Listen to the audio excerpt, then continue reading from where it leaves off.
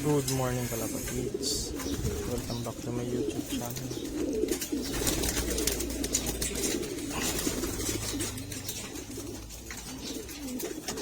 Bacterial plastic tayo ngayon mga kalapatids. So ito pong gamit ko. BS powder.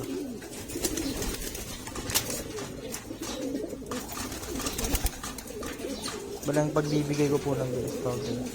Ilang araw sunod-sunod. Sa umaga lang po. Sa hapon, plain water.